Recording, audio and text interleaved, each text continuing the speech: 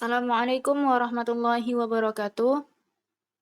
Kami dari kelompok 3, mata kuliah BK, yang beranggotakan yang pertama Aulia Anissa Hilmanandra dengan NIM 22065047, Sania Akila dengan NIM 23029148, Tiara Zulma dengan NIM 23370069, dan Muhammad Haikal dengan NIM 23087251.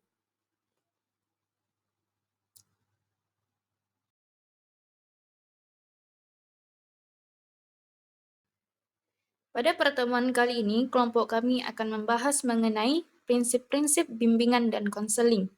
Latar belakangnya yaitu bimbingan dan konseling memiliki prinsip-prinsip dasar yang menjadi landasan dalam pelaksanaan layanan. Prinsip-prinsip ini memastikan bahwa layanan BK berjalan efektif dan sesuai dengan kebutuhan peserta didik. Prinsip-prinsip bimbingan dan konseling merupakan landasan fundamental yang memandu pelaksanaan layanan bimbingan dan konseling yang efektif dan profesional yang dilakukan oleh pendidik. Mengapa prinsip BK penting? Yang pertama, sebagai landasan profesional, memberikan dasar kokoh bagi konselor dalam melaksanakan layanan berkualitas dan terstandarisasi. Yang kedua, jaminan kualitas, memastikan setiap peserta didik mendapat layanan sesuai kebutuhan dan tahap perkembangan. Yang ketiga, pedoman praktis menjadi acuan dalam pengambilan keputusan dan implementasi program BK di berbagai situasi.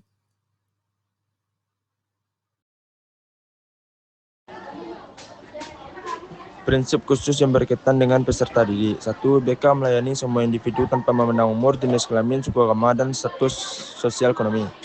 2. BK berurusan dengan pribadi dan tingkah laku individu yang unik dan dinamis. 3. BK memperhatikan sepenuhnya tahap-tahap dan berbagai aspek perkembangan individu. 4. Memberikan perhatian utama kepada perbedaan individual yang menjadi orientasi pokok pelayanannya. 5. Pelayanan BK harus diberikan kepada semua siswa. 6. Harus ada kriteria untuk mengatur prioritas pelayanan bimbingan dan konseling kepada individu atau siswa. 7. Program pemberian pembimbingan konseling harus berpusat pada siswa.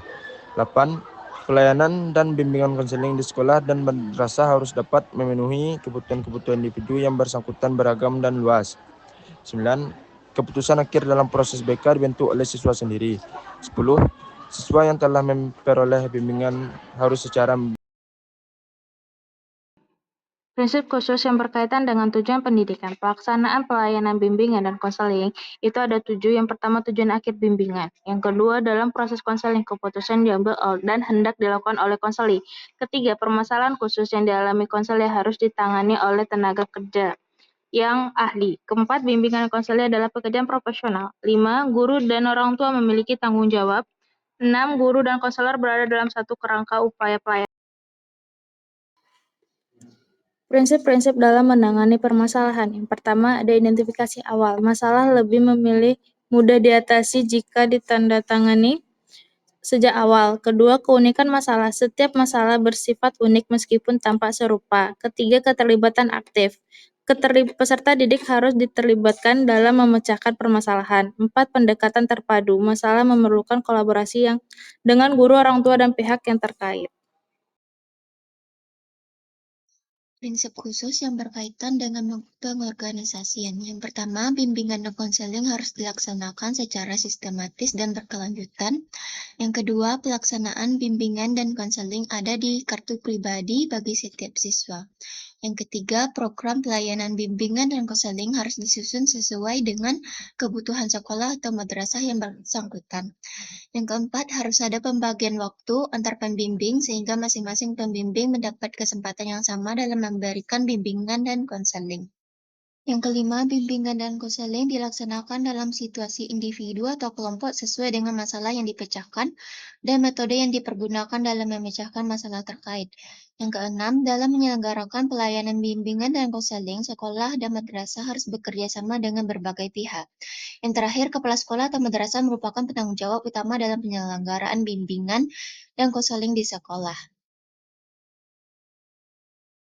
Jadi dari pembahasan sebelumnya dapat disimpulkan bahwa prinsip merupakan paduan hasil kajian teoretik dan telaah lapangan yang digunakan sebagai pedoman pelaksanaan sesuatu yang dimaksudkan.